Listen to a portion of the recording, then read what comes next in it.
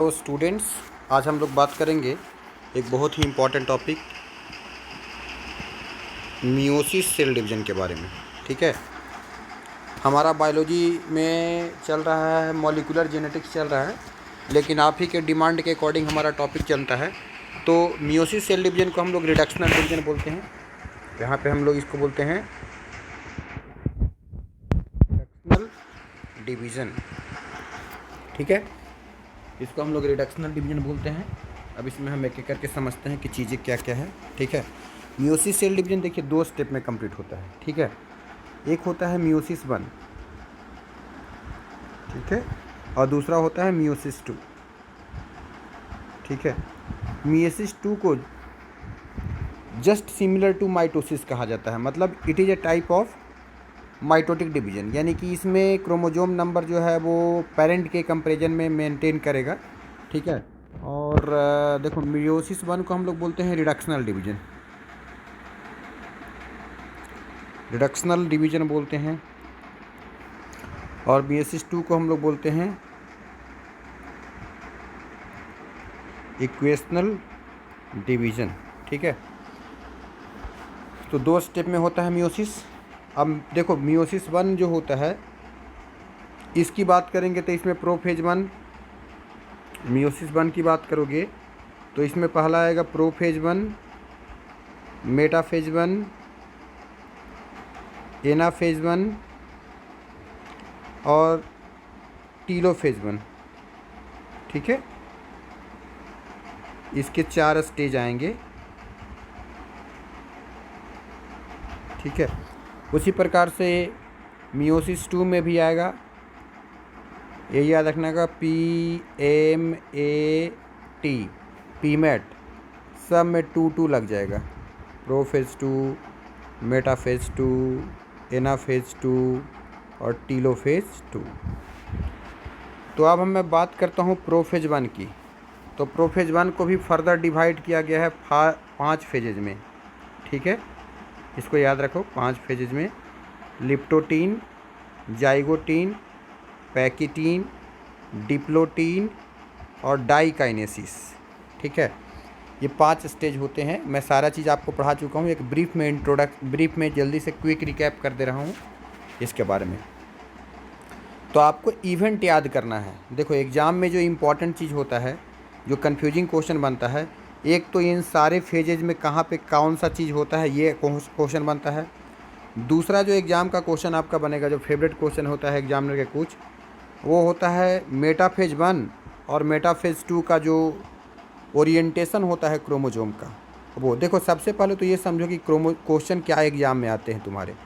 Exam में आएंगे कि leptotene, zygotene, pachytene, diplotene, diakinesis कहाँ कहाँ पे कौन कौन सा चीज़ होता है। उसमें से सबसे ज़्यादा क्वेश्चन आता है पैचिटीन से। ठीक है ना, फिर थोड़ा बहुत क्वेश्चन आपको जाइगोटीन से मिलेगा सेकंड नंबर पे, उसके बाद फिर डिप्लोटीन से रहेगा, और उसके बाद फिर लिप्टोटीन और डाइकाइनेसिस से बराबर एक बेटे मिल लो। यानी कि ये 2 पॉइंट जो है वो बहुत ज़्यादा इंपॉर्टेंट होगा। मेटाफेज 1 और मेटाफेज 2 का डायग्राम आपको पहचानने के लिए होगा। ठीक है, और एनाफेज 1 और एनाफेज 2 को तो इतना कॉन्सेप्ट क्लियर कर लो कि ये ज़िंदगी में कभी भूलो ही नहीं। यहाँ पे बहुत कन्फ्यूजन होता है बच्चों को, और इसीलिए एग्जामिनर जो होता है वो इसी पॉइंट से ज़्यादा क्वेश्चन देता है। तो एनाफेज 1 में क्या होता है, एनाफेज 2 में क्या होता है, ये क्वेश्चन हमें पूछा। तो बस इतनी ही क्वेश्चन आती है, और यहीं पे आप कंफ्यूज भी करोगे तो आपको समझ में आ जाना क्वेश्चन क्या पूछा जाएगा एग्जाम में, है ना। लिप्टोटीन में क्या होता है, जाइगोटीन में क्या होता है, पैचिटीन में क्या होता है, फिर डिप्लोटीन में क्या होता है, और डाइकाइनेसिस में क्या होता है। ठीक है, ये चीज़ तो प्रोफेज 1 के हो गया। प्रोफेज 2 से कोई क्वेश्चन नहीं आएंगे, टीलोफेज 2 से कोई क्वेश्चन नहीं आएंगे।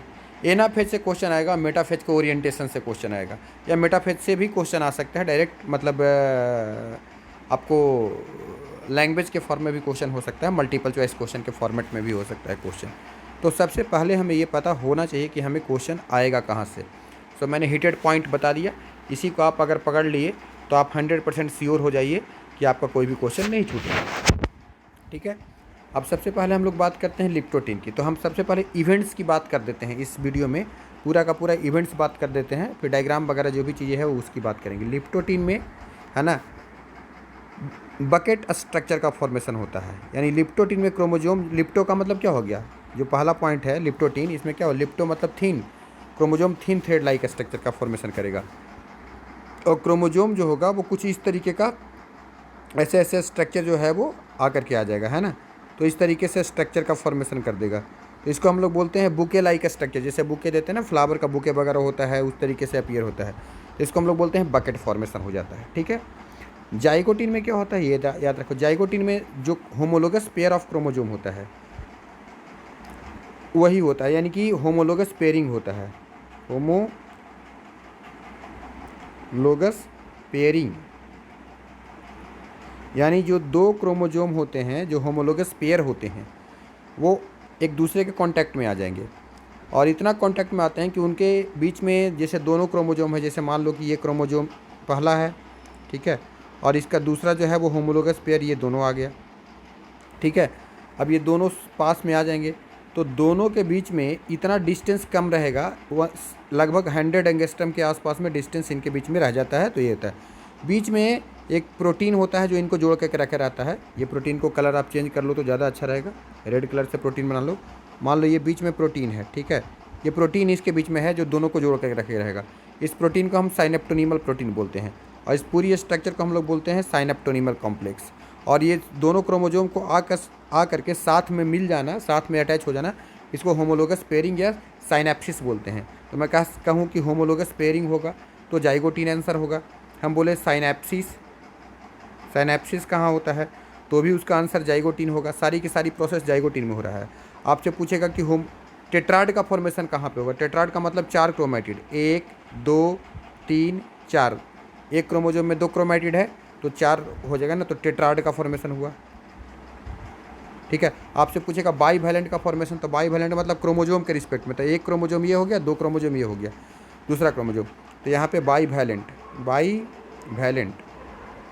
ठीक है। साइनेप्टोनीमल कॉम्प्लेक्स, साइनेप्टोनीमल कॉम्प्लेक्स, ठीक है, सब एक ही चीज़ है। साइनेप्सिस कहाँ होगा, साइनेप्टोनीमल कॉम्प्लेक्स कहाँ होगा, क्रोमोजोम आपस में पेयरिंग करेंगे, बाई वैलेंट टेट्राड, ये सब एक ही चीज़ों का नाम है, एक ही इवेंट है सारा चीज़। तो ये सब का आंसर जाइगोटिन होगा। अलग अलग नामों से जाना जाता है। साइनेप्सिस मतलब पेयरिंग होने का, तो इसको हम लोग होमोलोगस पेयरिंग भी कहें। 4 क्रोमेटिड है टेट्राड बोले, 2 क्रोमोजोम है बाई वैलेंट। साइनेप्टोनीमल कॉम्प्लेक्स क्यों बोले, क्योंकि इसमें प्रोटीन भी होता है, साइनेप्टोनीमल प्रोटीन होता है और क्रोमोजोम होता है, पूरे को मिला करके हम लोग साइनेप्टोनीमल। तो ये चीज़ हो गया। अब पैचिटिन में क्या होता है, क्रॉसिंग ओवर होता है। क्रॉसिंग ओवर का मतलब क्या होता है, जैसे मान लो कि एक क्रोमोजोम दिखा रहा हूँ, जैसे ये क्रोमोजोम मैं इसे शॉर्ट फॉर्म में दिखा रहा हूँ इस तरीके से, और ये क्रोमोजोम है। अब ये दोनों क्रोमोजोम एक दूसरे का होमोलोगस क्रोमोजोम, मतलब capital A capital B, sorry एक मिनट, है ना, ऐसे नहीं होगा, इसको मैं हटा रहा हूँ थोड़ा सा, ठीक है। यहाँ स्मॉल ए हो गया, यहाँ कैपिटल बी हो गया और यहाँ स्मॉल बी हो गया, ठीक है।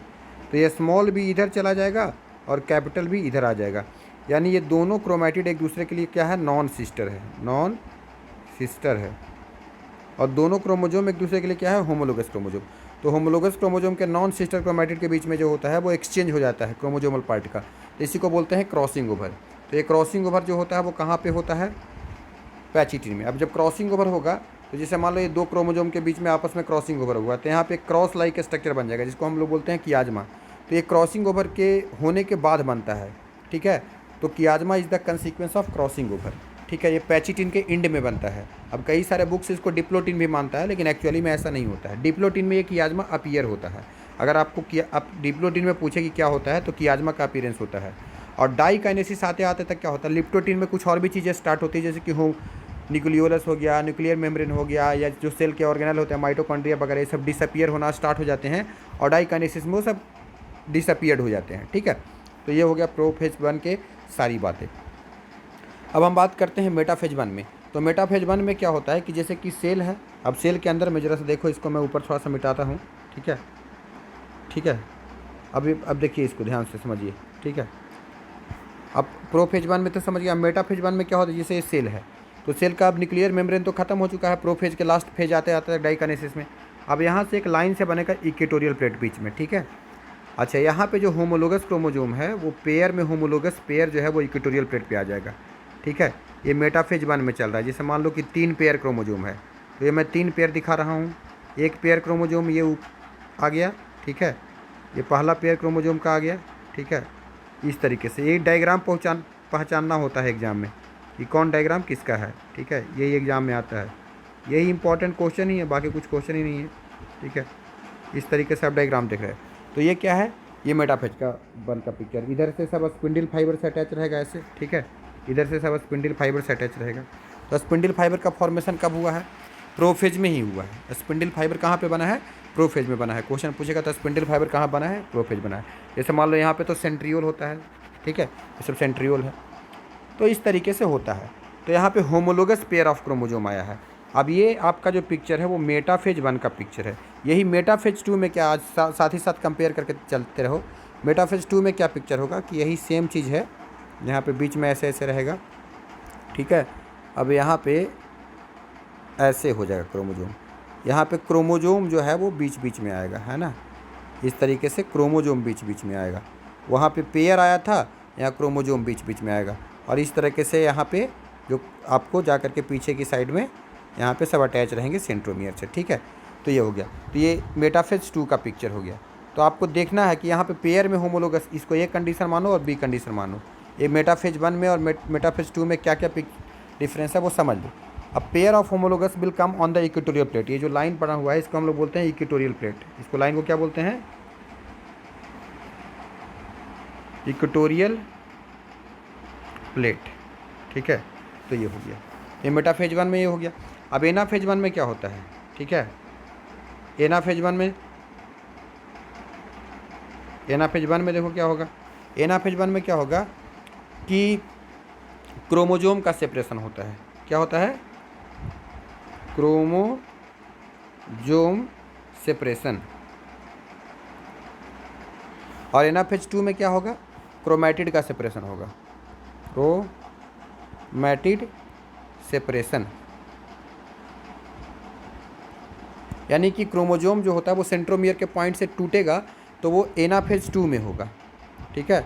सेंट्रोमियर ब्रेक नहीं करेगा तो वो एनाफेज 1 है। यानी कि क्या होगा कि देखो यहाँ से मैं देखो थोड़ा कलर चेंज कर देता हूँ, ठीक है। यहाँ से क्या होगा, ये इधर जाएगा पूरा का पूरा और ये पूरा का पूरा ऊपर जाएगा। ये भी इसी तरीके से इधर आएगा और ये ऊपर जाएगा, ठीक है। ये सब क्रोमोजोम सेपरेट हो जाएंगे, ठीक है। तो मतलब कैसे डायग्राम दिखा दें, अगर जाता हुआ डायग्राम दिखा दें तो इस तरीके से ये जो पेयर है वो इस तरीके से जा रहे हैं,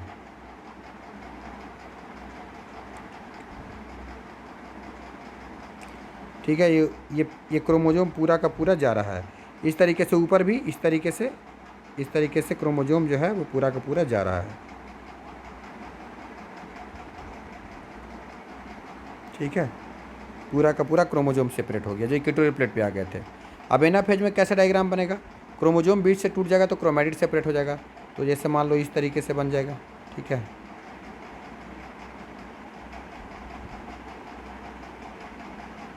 ठीक है। अब फिर उस तरीके से ऊपर की तरफ जाते रहेगा ऐसे,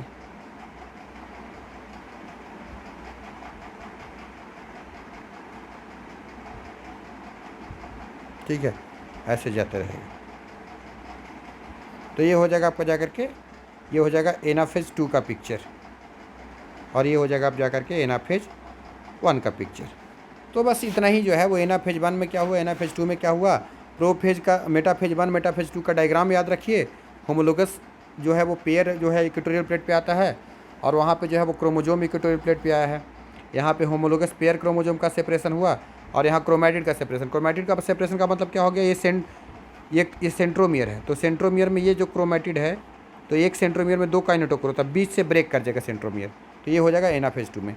बाकी टीलोफेज में कोई क्वेश्चन नहीं आता है, टीलोफेज 1 टीलोफेज 2 से कोई क्वेश्चन नहीं आता है। तो यही है लिप्टोटीन जाइगोटीन पैचिटीन के बारे में याद रखिएगा, ठीक है। बस ये हो गया आपके जा करके पूरी की पूरी मियोसिस के बारे में जो मेन पॉइंट थी वो। अब बाकी डिटेल से पढ़ने के लिए है तो कभी और भी हम इसके बारे में डिस्कशन करेंगे। आप बोल रहे थे कि जो मेन पॉइंट है वो सर बता दीजिए, तो मेन पॉइंट हमने डिस्कस किया है, ठीक है। आपको और भी चीज़ें कुछ जानना होगा और भी चीज़ें जो डिस्कस करना होगा इसके बारे में हम लोग एक एक्स्ट्रा वीडियो बना करके और उस वीडियो में हम सारी बातें करेंगे, ठीक है। वो सारी चीज़ें हम बताएंगे। तो आपको बस याद रखना है कि लिप्टोटीन में क्या हुआ, जाइगोटीन में क्या हुआ। जाइगोटीन में आपको बताया कि सारी जो प्रोसेस हमने बताया, जाइगोटीन में क्या क्या हुआ, पैचिटिन में क्या हुआ, डिप्लोटिन में क्या हुआ, ये सब याद रखना। क्रॉसिंग ओवर कहाँ हुआ है, कियाजमा कहाँ बना है, कियाजमा सेपरेशन कहाँ पे स्टार्ट हुआ, तो डिप्लोटिन में, और कियाजमा सेपरेट फाइनली कहाँ पे चल कर गया, तो डाइकाइनेसिस में होते होते। तो ये सारी बातें आपको याद होना चाहिए। चलिए बहुत बहुत धन्यवाद।